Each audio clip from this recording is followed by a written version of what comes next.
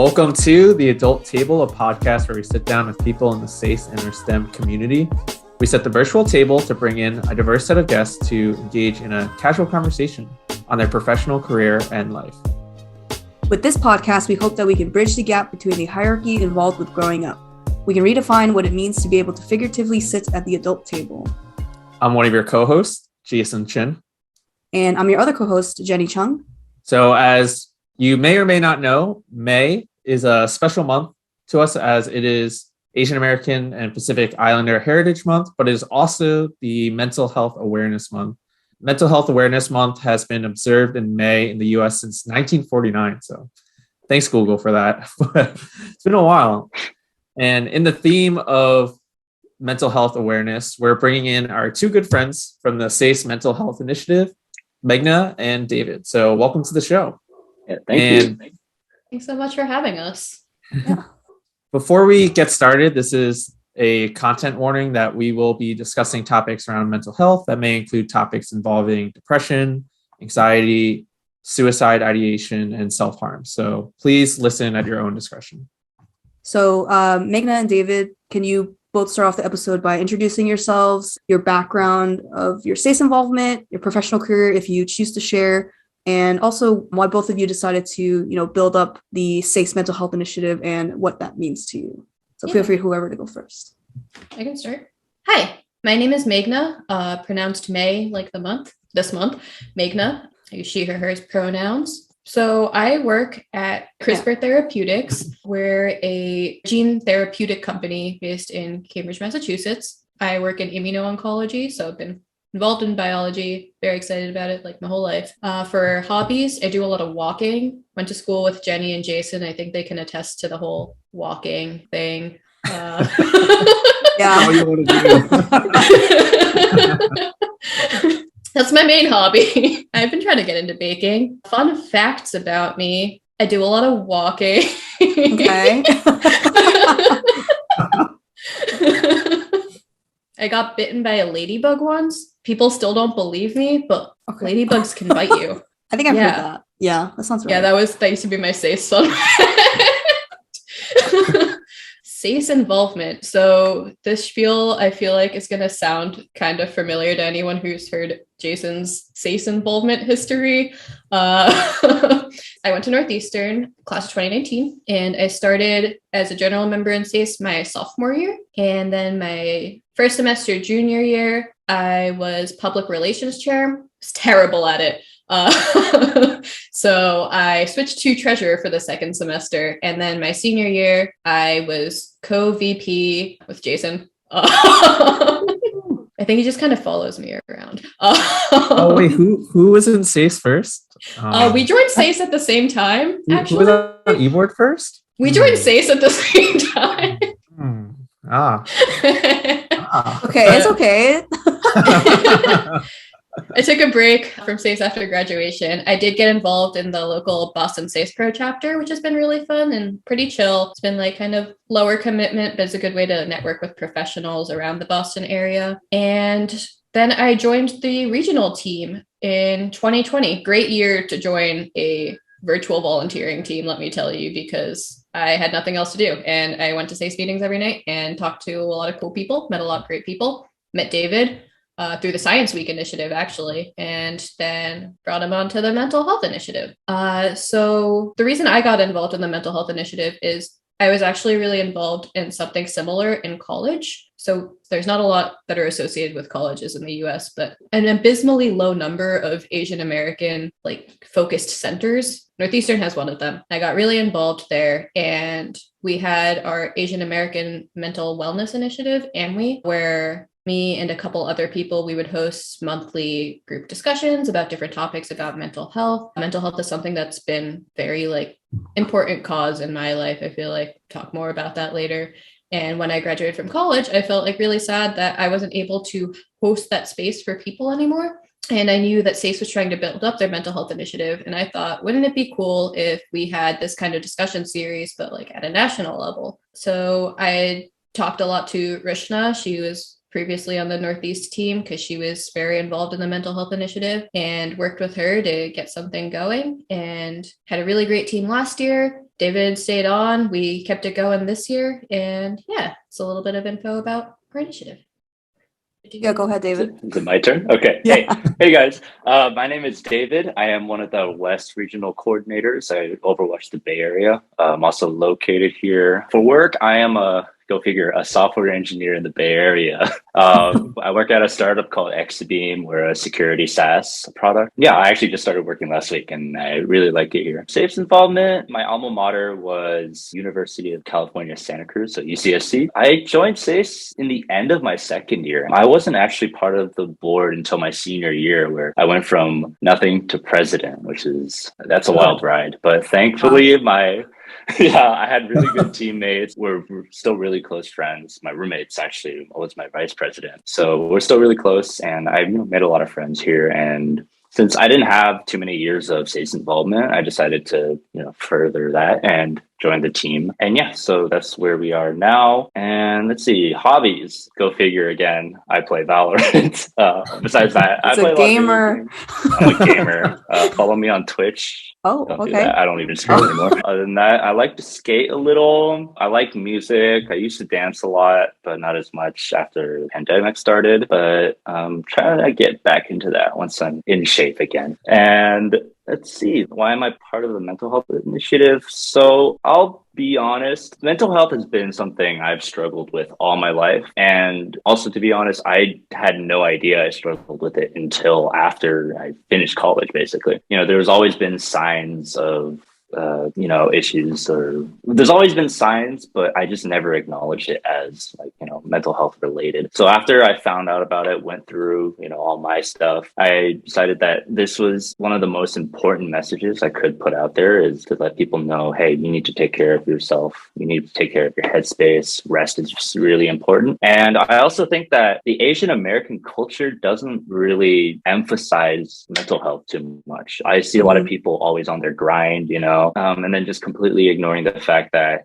maybe they're burning out and they need a break. So this is something that I've always held really close to heart, because I empathize with the situation. And yeah, so I thought the mental health initiative was a great place to start. SACE was a great platform for this as well. Yeah, this is how we worked up to where we are now. Yeah, thank you both for sharing. Yeah, David, and you bring up a good point about the Asian American community and also mental health, and Meghna as well. There's not many spaces, I feel like, or resources shared. It's very stigmatized to talk about mental health and even burnout, right? Because that's a big thing for a lot of college students, especially when we were all in that grind, in college. And then even after graduating, most of us have been working nonstop. And even with the pandemic, there's no separation between work and personal, since you're on the computer all the time. So yeah, I really appreciate you guys creating this space and, bringing forth the community and providing that avenue for a lot of people to just get resources, have these conversations. So with that being said, I kind of wanted to jump into maybe what your earliest memory of just when you started to think about your mental health is, and how that journey was for you, and kind of where you are now with that. So whoever wants to start. I can start. I guess there's two major points in my life where I really had to reconsider some things. The first was when I was 9 years old. I went to a summer camp. It was a gymnastics summer camp, and it was 2 teams. It was one of the activities that they would have us play. Upon losing, I don't really care about the summer camp or winning.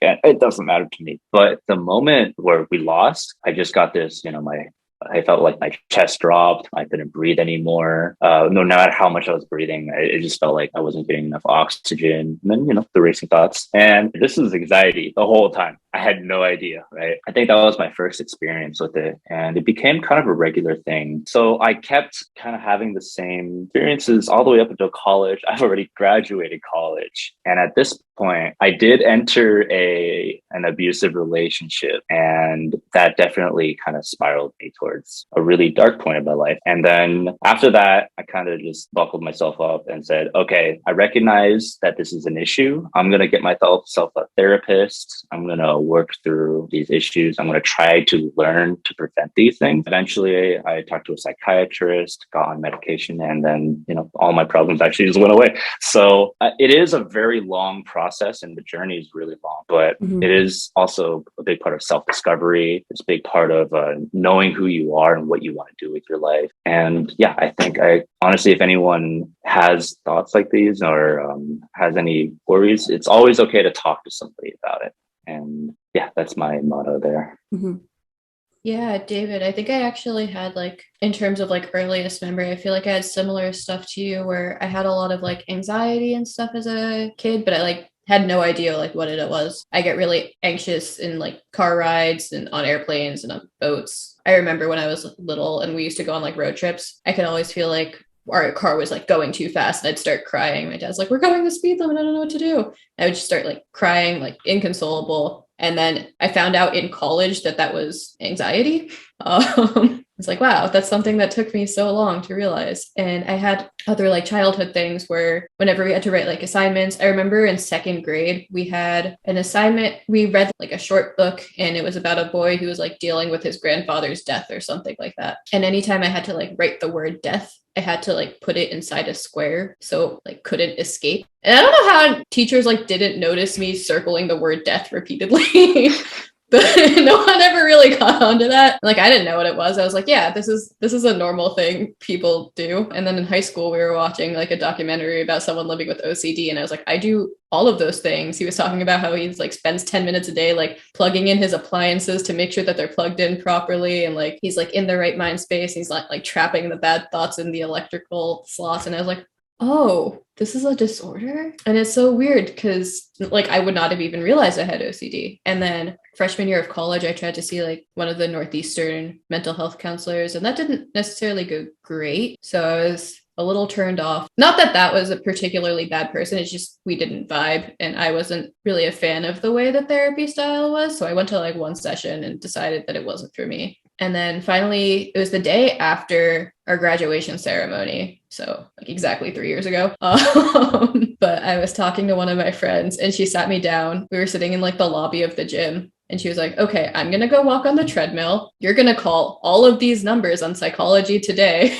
and you're going to find a therapist for your OCD. I was okay. So she went upstairs for 20 minutes, called all the numbers, and now I have a therapist, and she's great. And I've worked through a lot of stuff. I can plug electrical stuff into sockets now, and I work in immuno-oncology, so being able to write down the word cancer without having to go through a million rituals is very important. So yeah, therapy, big advocate. Nice. Yeah. I just want to say, I think that's kind of a theme of the whole episode, but just appreciate both of you sharing this very personal story of what you've went through growing up. And obviously it wasn't an easy journey. So I appreciate you guys coming on and being open to sharing this in hopes that, I don't know, opening up a discussion for other people or just bringing in an awareness for other people. And I think it's kind of a good segue. David, I know you mentioned kind of your motto is just to always reach out to people. And I was wondering if you both had felt that kind of growing up or it was more kind of on your own. It sounded like Meghna, for you, is really helpful to kind of have that friend help you be accountable for yourself and call. And that was really helpful in getting your therapist now. But how was that journey kind of growing up when you were starting to recognize some of that stuff earlier on for both of you? I can start. So yeah, I guess growing up, I never really had that kind of support system. I had the tiger parents, classic, right? Wasn't allowed to play video games or do anything. They would shut my Wi-Fi off and make me do my homework. Even if my homework's done, I still got to do something else, right? I think a lot of where my anxiety stemmed from was a lot of the comparison culture that we have. So we used to go to church as a kid, and the Asian moms, the Chinese moms would just gossip, and there's a phrase called 吹牛 where you're kind of just flexing, right? So they're just gonna flex. Oh, my son got into this college, or I got into that, got this award or whatever. I wasn't really a stellar kid in any case, right? In any sense of the word. I was a straight BC student. I only got into Santa Cruz, which is why I went there, and all that. I wasn't the most impressive kid, in a sense. So that led to a lot of just hurtful words, and then also a lot of self-doubt. So my early history was not good, but thankfully I was able to meet a lot of people that also did struggle with mental health in college specifically. That's where people become a lot more open-minded when you meet people in college, I would say. Yeah, so you get to experience a lot more things. You get to meet more people, and people are sometimes pretty open about it. So if you can relate to some of them, it helps a lot. But yeah, it's something I just never really had a support system for as a kid. Can I ask a question? Yes. How do you feel like your support system is now? Oh, it is great because people know me as someone who's like heavily advocating for mental health engagement because I'm very open about my past and my circumstances. I'm not afraid to share. I like listening to people because I want to help out. I think that's the right thing to do. So right today, a lot better. That's because I surround myself with a lot of people that I constantly push to say like, hey, take a break, or hey, you should see a therapist or talk to somebody. Yeah, what about you, Migna? How do you feel about, same question back to you? Because I was going to actually say that having, a good support system is very key in all different aspects of your life, right? Especially mental health. I feel like having a group of people that you can go to talk about things, or even not, you don't even need to necessarily have them to talk to, right? They could just be there for you. People that are, even for me, if someone came up to me and said something that they needed help with, and I'm their friend, obviously I will try to do whatever I can, but be understanding of like what is needed and not judged, right? So yeah, what about you? What is your support system like, and how did you go about like finding that?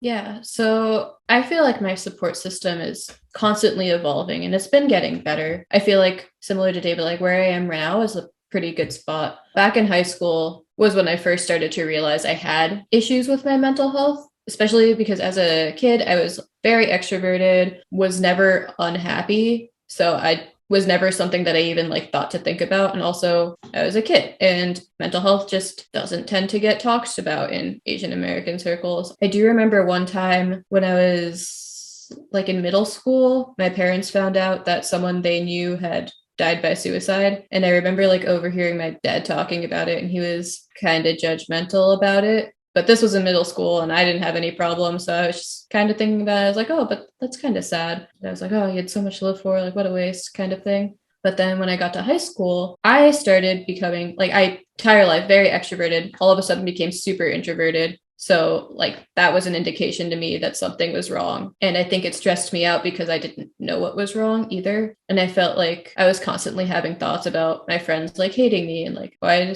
does no one like me? Why am I so annoying? That kind of thing. And just really judging myself and being really hard on myself. And I fell into really bad sleep habits also, which definitely did not help. And growing up, I never struggled with school until I got to like high school. And then I could never focus enough to study or do anything, which like led to worse sleep habits. And I just got what I think at the time was depression. I don't want to like say anything. I do have a therapist now. She says I have depression, but yeah, so I just fell into this really dark hole. And I started having like pretty frequent suicidal thoughts. And there were a few times it got really bad. There's one time before my mom was supposed to have like a surgery. It was like the day before. That was like the first time I was like, I could just do it. I could just do it now. And I like wanted to talk to my mom, but I was like, no, she's stressed out about her surgery. So I called my friend and I just started crying. And she just stayed on the phone with me for like a couple hours until I went to sleep, which was nice. But then, yeah, finally, like a couple years later, I got up the courage. I had talked to a couple friends about it at that point, about how I had started like having these suicidal thoughts. And a lot of them, an unfortunate number of them were also in the same boat. But it was also nice to have like people who understood where I was coming from. And I finally got up the courage to talk to my mom. And the first time I told her, she was like really understanding. And she was like, oh, yeah, like if you need help, like let me know. We just talked about it. And then a few months later, I like had come up with like a plan and stuff. And it was like really scary to think that that was something that I wanted to do to myself, but at the same time didn't want to do. And I told a friend like that night, we talked it through, and then like he was really supportive of me. And then like a month later, I told my mom, and she was very angry with me. She like had completely forgotten somehow that we'd had this conversation a few months ago. And she was like, why do you need to see a therapist? Like if you just talked to me, we wouldn't be having this issue. I was like, oh, okay. And then we didn't really talk for like a week. And then after that, it just kind of went away. But then like a year later, she brought up the topic again, not like in relation to me, but she was just like, oh, you know how Robin Williams committed suicide? We should talk about that. So that was like, we had a conversation around that and how people sometimes like need to lean on each other. Like it's kind of important. It's like important to share your burden and that things like that. And now when I talk to my mom, it's like junior year of college got really stressful for me again. And I started having suicidal thoughts again. But then that time when I told her, she was very supportive of me. She was like, you really need to start going to see a therapist. But if you're not going to do that, like talk to me. And like we talk every night about it. And now she knows that I'm in therapy and she'll like ask me like, hey, have you been seeing your therapist? Like, have you been consistent with that? And like whenever I go home, we'll stay up till like after everyone else has gone to sleep and we'll just talk for like hours. So I have a lot of great friends who are really supportive, but it's been really interesting and heartening to see how my relationship with my mom's evolved over the past few years. I guess 10 years now. Oh God, we're old. No, we're not. But... We're not that old.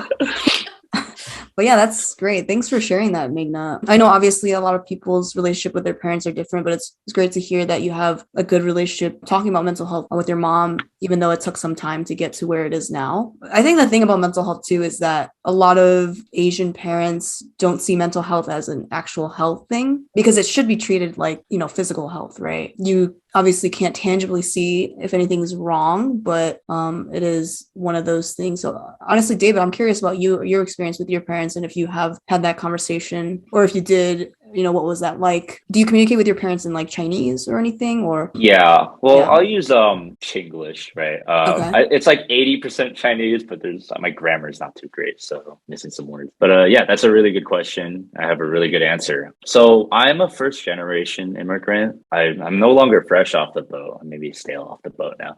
But yeah, so in my experience, people with similar backgrounds, from what I've seen, Asian parents tend not to talk too much about mental health because one, it's not something they grew up with, right? That was never discussed. In fact, like my dad comes from a very rundown rundown area, and he was struggling to survive. So in those kind of situations, it's hard to think about mental health when you're just trying to, get enough food for the next day. But once we come here, our living conditions are better. We have our own apartment, and also my dad's educated, have like a solid job. That's when the conversation to mental health kind of starts opening up, right? I still don't think my parents fully buy into the whole mental health thing. When I talk to them about, for example, I had really, really bad executive dysfunction for about a year. I could have graduated from grad school in 1 year, took 2, so it was literally a whole year. And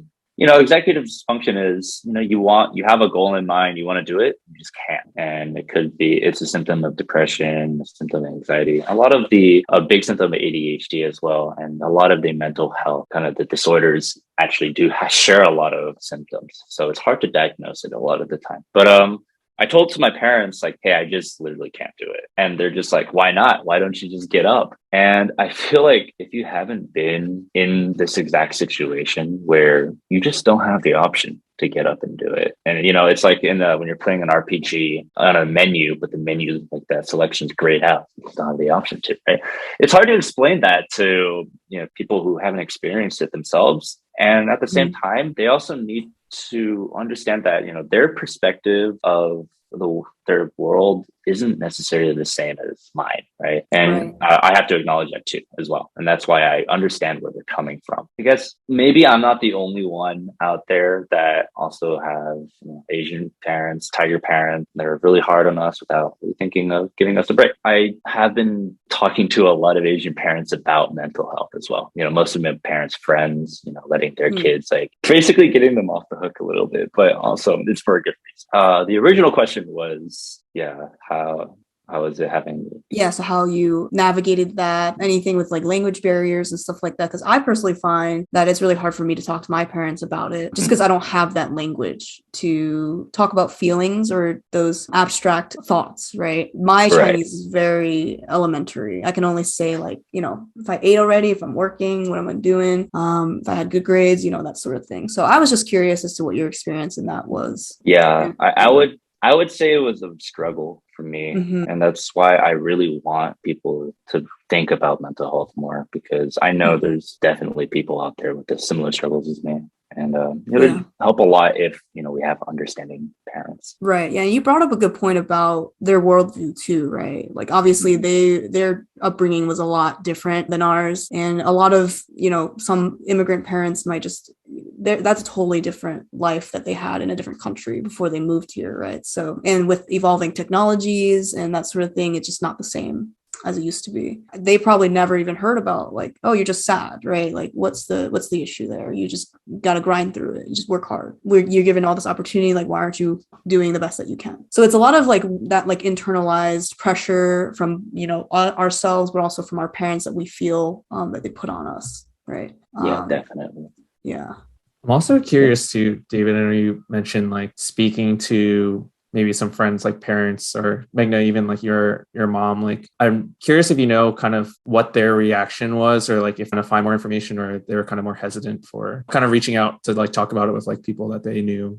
In my experience, hasn't really been taken too well. I don't think I've turned too many heads yet, but it's a work in progress for sure. The good thing is they do listen to me and acknowledge what I have to say, because I was the good kid back then. So yeah, the adults at the adult table still like me. So I know we talked a lot about maybe parents having hesitancies, or like maybe friends who weren't necessarily as open to having these conversations or being understanding of a lot of these topics. So I know this was touched upon a little bit in earlier questions, but what do you think are like some common misconceptions about mental health that like you've heard from other people that it was kind of like a wall in having an understanding? I don't know if this necessarily like answers your question. I feel like OCD gets a lot of over, like people are like, oh, I need to adjust this. Oh, I'm so OCD kind of thing. There's a misconception around like what OCD is. I feel like people think it's just kind of like being neat freak and stuff like that. But it's so much of like I don't even know how to explain like the compulsion. It's just kind of, so there's like two different types of OCD. This is how my therapist explained it to me. There's just right OCD, where you have that kind of, oh no, this is not organized the exact way it needs to be kind of OCD, or I did not do this the way I'm supposed to do it OCD. And then there's feared consequences OCD. So I'll give like an example. Like I used to not be able to walk on sidewalks properly. Like if I stepped halfway into a shadow, I'd have to use my other foot to also step halfway into a shadow. Wait, is that OCD? David, are you finding stuff out about your life today? Oh, I did an entire exposure therapy session on this. We like went for a walk around town, and she was like, okay, you're going to step on that crack and you're not going to step on a crack with your other foot. And I was like, but this is terrible. And she's like, you're going to do it. And I was like, oh no. It's like, I can feel it on my foot. She's like, no, you just keep walking. If you feel it on your foot, just sit with that discomfort. And I was like, okay. David, can you relate? How do you feel about now? On a smaller scale, I don't think, like, I kind of understand like that terrible feeling inside where it's like, it's just not right. I think I experience like a much toned down version of it. But yeah, I try to be empathetic to that, because I also want to talk a little bit about pop psychology leading into like the whole stigmatization, or kind of, what is the word? Trivialization of OCD.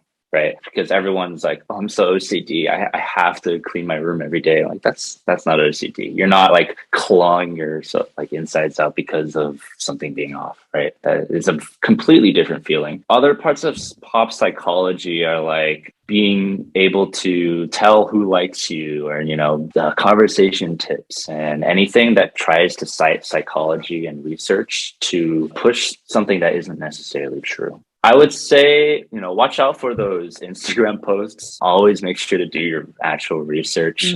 If it's not reading the research papers, or talking to like a therapist or something. And also, there's a lot of articles on self-help. While I do think those are very helpful for certain people, don't let failing to follow it let you down, right? I feel like with regard to like the Instagram posts, I feel like I see so many posts that are kind of just like, oh, do you experience these like insert normal things that people go through? You definitely have ADHD, or you definitely are diagnosed with this disease, this disorder. Can I add on to this? There's like this whole TikTok trend of people faking mental disorders, and it is disgusting, honestly.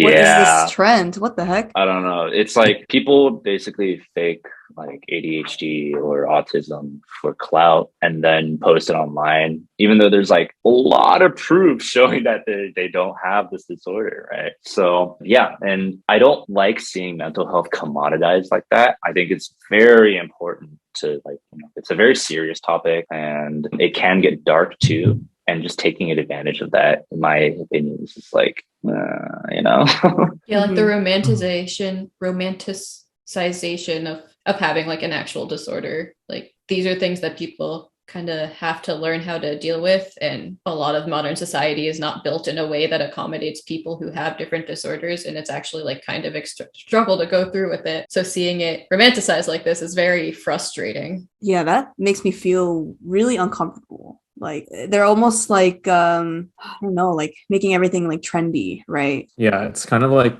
both sides of, they're pushing that for clout, but then on the same side, they probably don't have that respect for people who have actual stuff. Like they want about people who have actually these disorders like in their daily lives. And like, this is not to say that all content on psychology, like mental health, is bad. There's plenty of really good resources out there backed up with, science, evidence, actual psychologists. One resource I like is healthygamer.gg. I'm a gamer. I care about mental health. This guy is like Harvard trained psychiatrist, and he just runs a channel and tries to spread the good word of, good mental health and all that. So there are good resources out there. It's just important to be careful, as with everything, right, as well. Yeah, going to the resources part of like mental health and sharing and that sort of thing. I know both of you shared a little bit of your journey in terms of seeking professional help and that sort of thing. Like, how did you get started in that? Because I know seeking professional help, finding the right person to talk to is also very difficult, especially for me personally. My company has like some resources available where I can have like 8 sessions for free talking with someone. But honestly, it's always hard to find someone compatible with you, whether you want to find someone that's a person of color because you find that would relate to you, or for me personally, if I want to find someone that deals with queer people and, the intersectionality of that identity as well. So what has your journey been like in that? How did you first go about finding that help? Because I feel like sometimes there's just so much out there that is overwhelming, and some people just don't know where to start because there's too many decisions, right? It's like paralysis in that way. So I'm kind of curious as to what your experiences was with that, and your experiences with therapy, if you've been through that sort of thing. Yeah. Honestly, I'd say a really good resource, and this is the one that my friend had me like call the list of numbers through, was psychologytoday.com. I'd also heard about this from a social worker who used to work. She was like interning at Northeastern. Great website, because you can filter based on insurance. You can filter based on what disorder you're looking at or what kind of help you need. There's like so many like customizable options and location telehealth. And this is not sponsored content. That's how I just like narrowed it down and had like a list of like 10 people that I just went through and called. Also, I called on a Sunday night, which was really nice for me because I just had to leave voicemails instead of like talking to someone and saying like, hey, I need help with my mental health. What can I do? It was nice to just be like, hey, my name's Meghna. I wanted to set up an appointment. Call me back at this number when you can. Thank you. So I thought that was really helpful. And honestly, I lucked out because the first person who called me back is just really compatible with me. I know a lot of people I've talked to really want someone who has like the same ethnic background as them, which I totally understand. I will say my therapist is white, and I feel like she like gets me so well. There's like been a couple cultural nuances I've had to like kind of explain with her. Like she asked me, she was like, oh, so do you know if anyone else in your family has depression or has anxiety? And I was like, no, we're Indian. There's like such a stigma around talking about that. We haven't discussed it. I feel like she's a great psychologist in that she like completely understands the disorder that I have, OCD, and she's always willing to give me more resources and help me through things. And her therapy style just works really well with me. So I feel like trying to find a style that works for you is, at least in my opinion, like the most important. And then let's see, on the other hand, my experience. So my ex-girlfriend, my last, was basically saying, hey, you need to fix yourself up, get a therapist or I'm leaving. And then I found a therapist like that. And I'll say therapist I found wasn't like the perfect fit. One tip I can tell people is that if your first therapist isn't like a good fit for you, it's okay to look for another one. They expect it to. In my experience, I didn't care too much about like the ethnicity or culture, the ethnic background of the therapist. I cared more about the culture and, if they're hip, right? I talked to my first therapist about memes and she had no idea what memes were, right? And honestly, I think they're a big part of my life. So, if they don't understand that, how are they going to understand my life, right? Eventually, I found a psychiatrist and he was a little younger. He was hip. I saw he wore some jewelry. And I was talking about how, like, at one point, I was like, yeah, I was really down bad last, month, right? And he just understood it and laughed. And I was like, I felt a lot more accepted. And I feel like it was a lot easier to work with him. So it's okay to shop around. They're professionals. They know that you need a good fit too. And Right. also, last thing I want to say, that first phone call will be so hard to make, trust me. But once you get that first phone call down, whether, someone holds you accountable for it, or you just say like, I'm getting up, and you just get up once or something like that. Once you're done with that, every single subsequent one gets easier and easier. Mm-hmm. Hard agree. I just also wanted to point out, I feel like just the way mental health is like prioritized as a part of healthcare leads to a lot of therapists just being very overwhelmed. Like the journey of calling therapists can also get kind of frustrating because a lot of times people just don't have the bandwidth to take on new patients and they don't call you back. But like, try not to give up, because once you do find someone who's a good fit and has availability for you, like it's really worth it. Mm-hmm. And just a question, because David, you mentioned that you were like looking for therapists, but then you ended up finding a psychiatrist. Could you just quickly explain for those that don't know or not aware of like the difference between the two? Yeah. So a therapist usually works on behavioral parts of the mental, whatever disorder or whatever issues you're facing, right? Typically, you have a lot of sessions. You see them regularly. I saw mine every once a week, and they have different techniques on how they approach your mental disorder. And what I went through was called CBT, which is cognitive behavioral therapy. It's about mindfulness, being able to catch yourself having intrusive thoughts and then being able to simmer it down from there. And there's a lot of really cool methods, a lot of cool, neuroscience and psychology that, there's a lot of data to back it up too. So there's that. Psychiatrists, on the other hand, typically you see them writing the prescriptions for medication. So so I am on medication and I had to talk to my psychiatrist for that. And if a therapist thinks that you should be on medication, they will refer you to a psychiatrist. Mm-hmm. And if a psychiatrist thinks that you shouldn't be on medication, you just need to talk to someone, they'll refer you to a therapist. Gotcha. Cool. Yeah, thanks for that explanation. I feel like with a lot of the seeking help and that sort of thing, just making sure that people have or, know the type of person to reach out to is important. Even with seeking professional help, if if you're working as a professional, just understanding your healthcare plan is super important. Or if you're in school, some schools have, those mental health, I think, part of their healthcare as well. So just be sure to check those out for anyone that's listening. I know, like, for example, I mentioned that my company has like those free 8 sessions. Definitely, they're free for the year. So definitely take advantage of that. Just try it out. See if you like it or not. And you don't have to, always find someone else as well. But those are there. And I feel like they're not advertised as much, kind of hidden away, but you just have to look. And usually there's something that's kind of like a good step in the right direction, I feel like, for those people that are just starting out. Yeah. Meghna, I did have a question for you on kind of your learning of what worked with you for your therapist. And I think you had mentioned something of like matching styles. And I was wondering if that is in relation to that fit of like understanding, I don't know, your demographic, right? Like David's saying, like understanding kind of like meme culture or anything. But when you were talking about style, is that something different? And is that something that, or I guess like, could you expand on that more and like what you mean by that and what you were able to recognize with that therapist?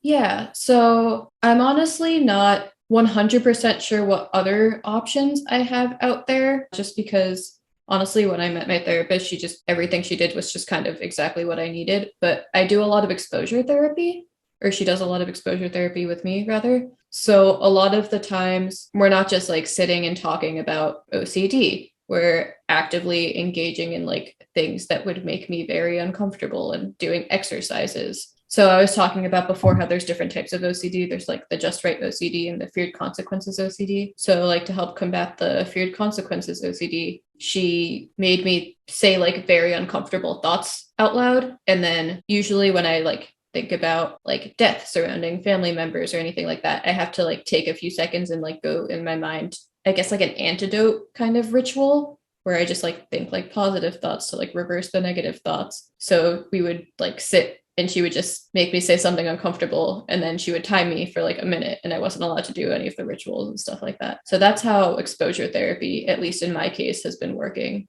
But I guess also there's more of like talk therapy where you just kind of talk out your issues. I don't actually have a super firm grasp of other types of, at least for OCD, other ways to like go about that. I guess when we do talk about depression and anxiety, though, that's a lot more of talking than like actually going through and trying to like face my fears, so to speak. Did that answer your question?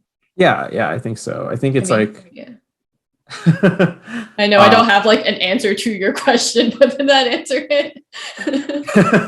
No, I think like maybe I didn't necessarily know what my question was. I've like, to be honest, I've never had like a therapist before, so I'm like very new to this space, and it's a good segue to kind of our next topic. I'm glad like I've been to a few of like the mental health initiative discussions, and for me that was kind of a space to just like learn about like what people are going through and like just like understand the vocabulary, like you're saying, like the difference between a psychiatrist versus a therapist, learn about like, I don't know, trying to see if like maybe I do fit into one of these categories. I'm not really thinking about it too much or kind of pushing it aside. So I think like that was a really nice space for me. And then having that motivation to try to like make use of those resources. Like I know my company also has like, I don't know, like 6 free sessions, and I keep seeing the poster in my lunchroom too. And I think the more and more I have discussions like this, it's like, yeah, this is free. This is a free resource. Like what's really holding me back from doing this? And it's kind of nice to have those reminders of these discussions, or even just talking with you too. I know Megan and I talk a lot just in general. Yeah, like I said, kind of a segue into kind of like the mental health initiative. And I know we talked a little bit in the beginning of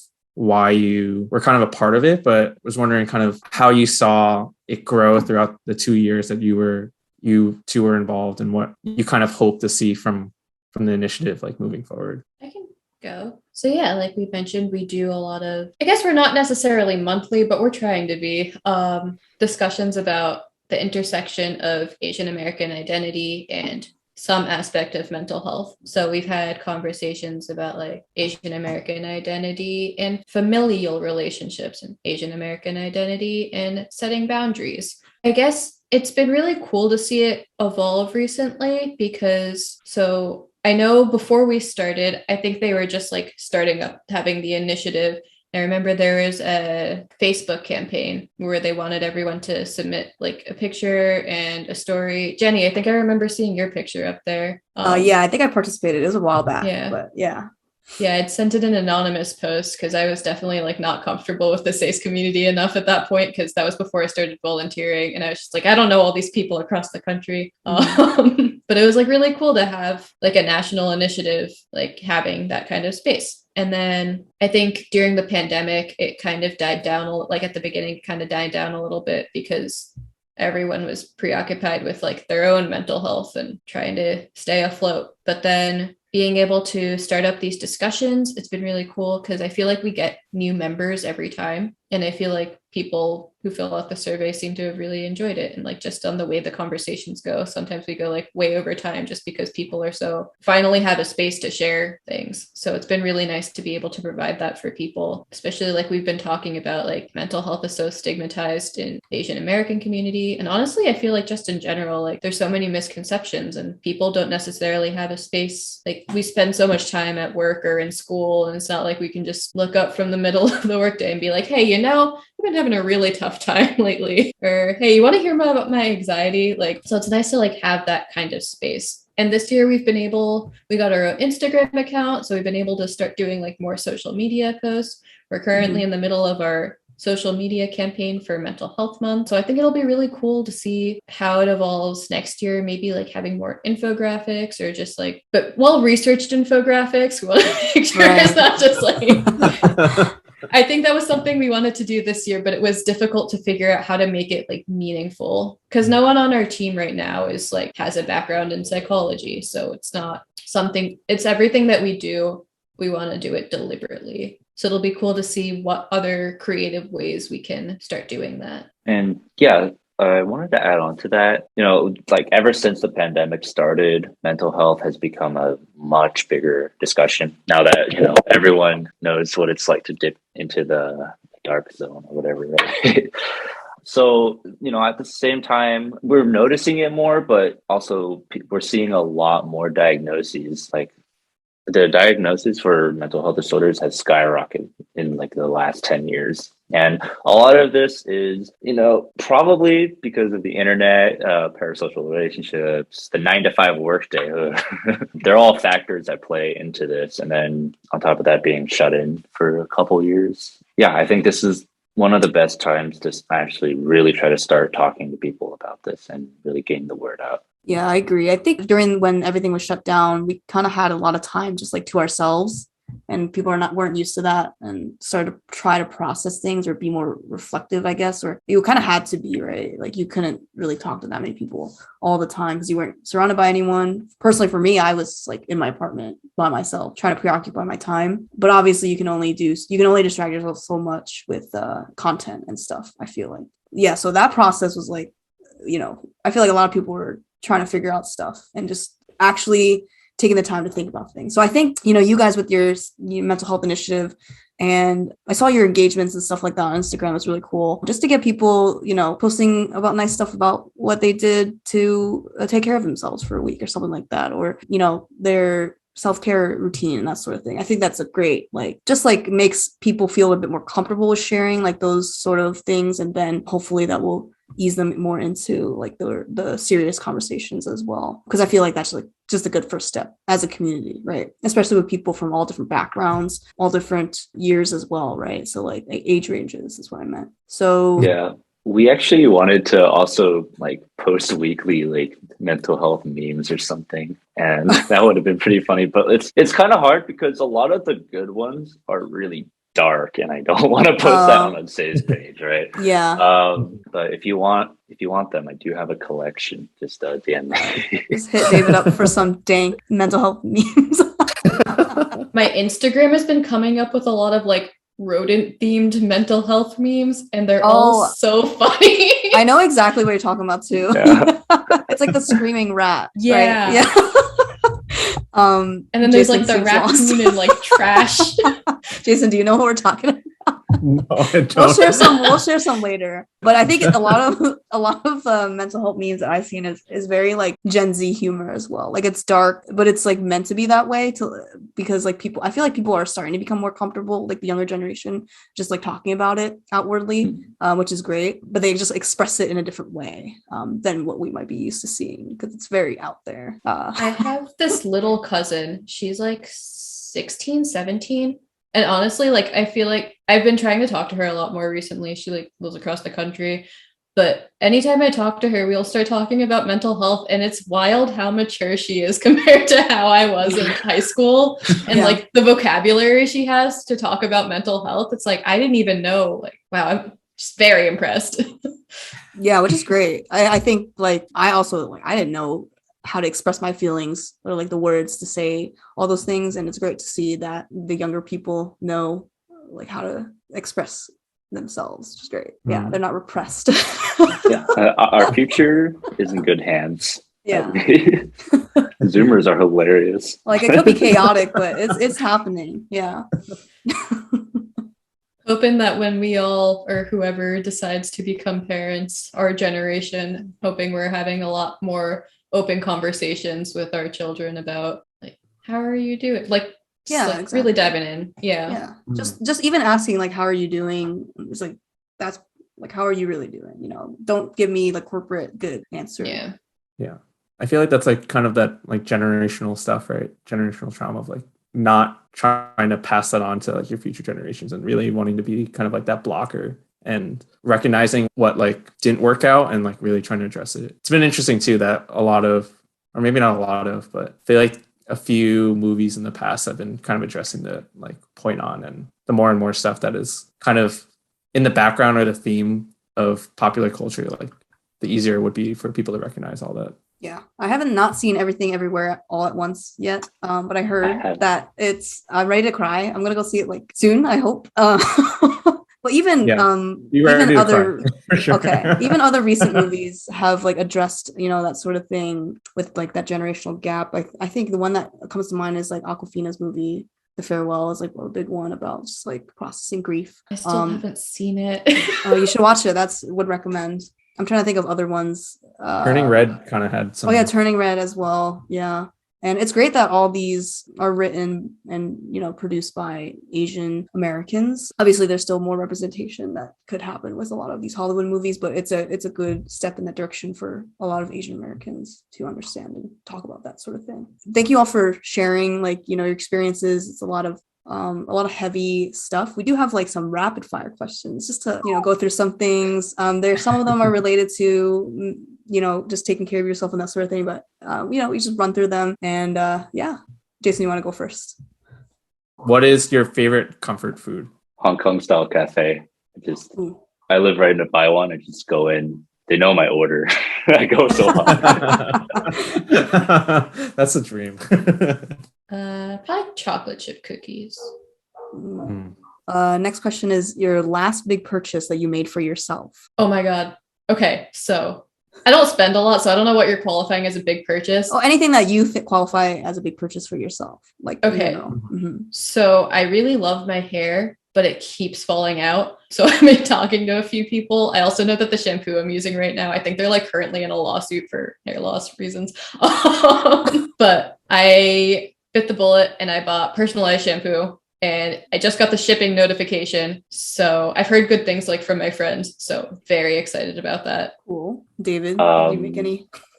For all the gamers out there, I just upgraded to a 3070, and now I run Valorant from 200 FPS to 450 FPS, which honestly, I have a 144 hertz monitor.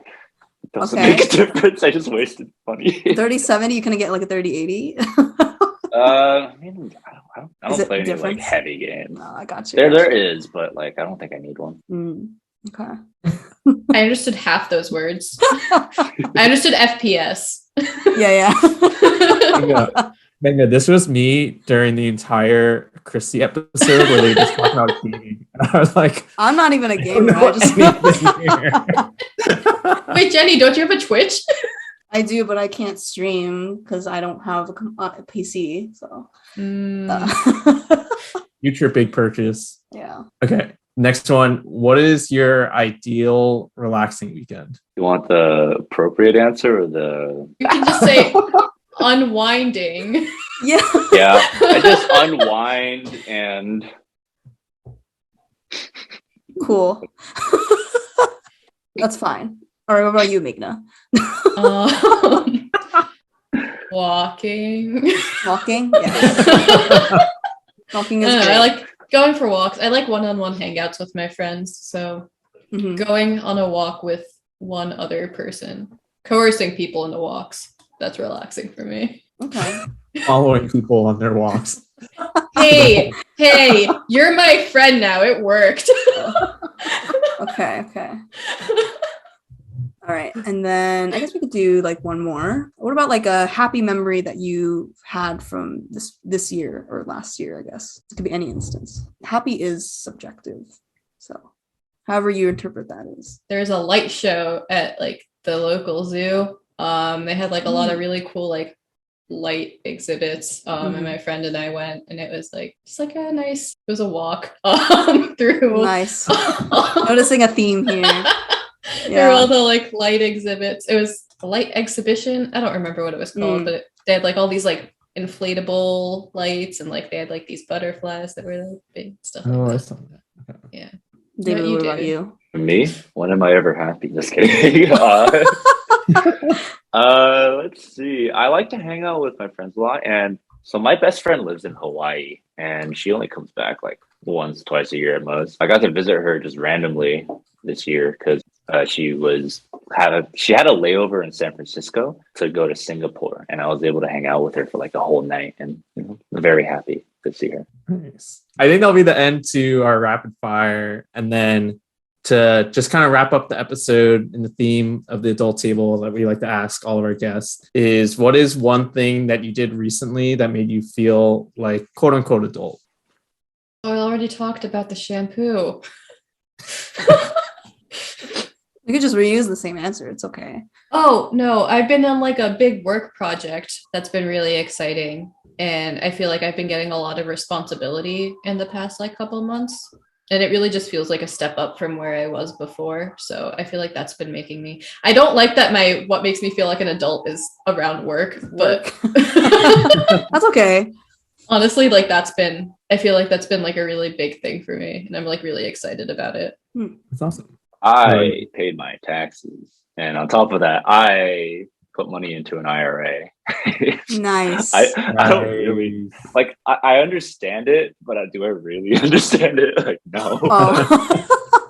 It's the right thing to do, right? Yeah. The Roth, right? right? The Roth. Yeah. I have to do traditional this year. The 401. Oh, okay.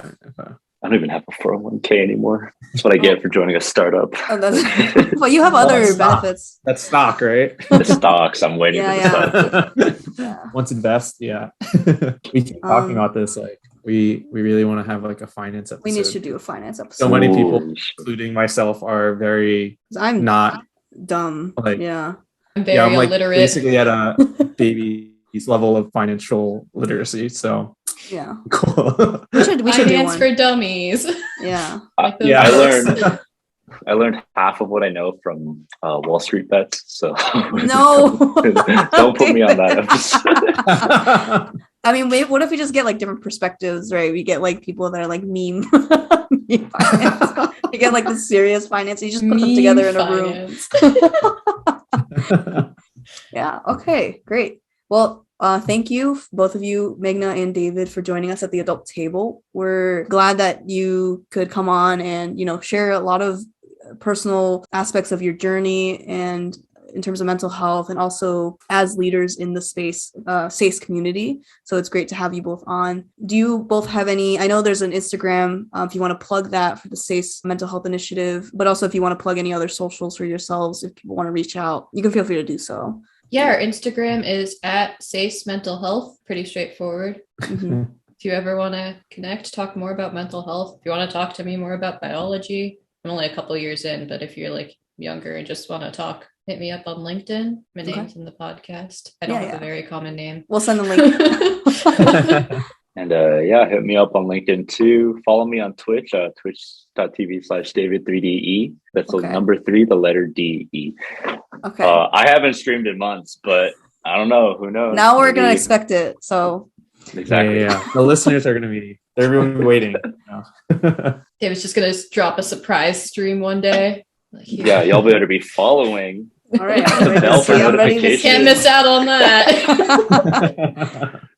And just reiterating to Jenny, just really appreciate you both kind of sharing everything. And from my perspective too, it's been really cool kind of seeing the mental health initiative. And I think I mentioned this to Meghna too, but like a lot of the volunteers who were joining for this year and like last year were like super excited about the mental health initiative and thought it was really cool and wanted to help out. So it seems like you guys are really doing a good job on that. Yeah. Just thank you for that as well. And there's obviously so much more that we could have talked on. This is only like the tip of the iceberg that we could fit into a podcast episode. Obviously, we could have more episodes, and there's a lot of more discussions that you guys are planning as well. So, feel free to check those out as well, because those get more in depth into certain topics. So, yeah, don't forget to subscribe to our podcast as well, so you know when episodes come out. You can follow us on Instagram at the Adult Table Podcast for updates. And we'll be posting some more informational content. I think we have some resources and links and stuff as well that we'll be sharing about mental health and some things that we discussed here today. So just be on the lookout for that.